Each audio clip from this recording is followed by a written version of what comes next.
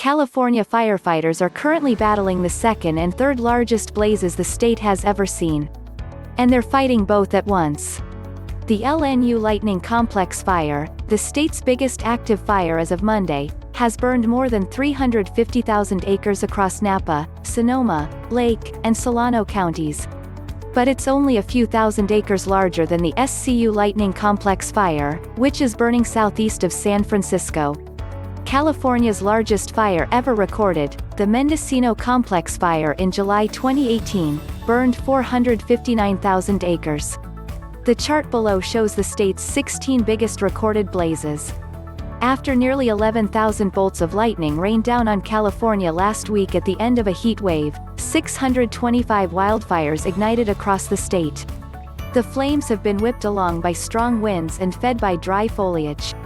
In total, the fires have spread across more than 1.2 million acres, killed 6 people, and destroyed over 1,000 buildings. A statewide emergency has been in effect since Tuesday, and smoke has blanketed regions including the Bay Area, lowering air quality for millions of people. While the LNU and SCU complexes are bigger than almost every other fire California has ever seen, scientific evidence shows that enormous seasonal blazes are part of the state's new normal. As land gets hotter and drier due to climate change, fires become both bigger and more frequent.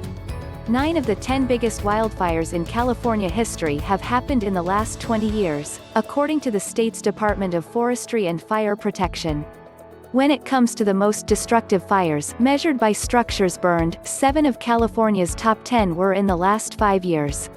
The 2018 Camp Fire was both the deadliest and most destructive in California history. It killed 85 people and destroyed more than 1,800 structures. Governor Gavin Newsom said in a press conference on Monday that the scale of the current fires is linked to climate change. "We are in a different climate, and we are dealing with different climate conditions that are precipitating in fires, the likes of which we haven't seen in modern recorded history," he said.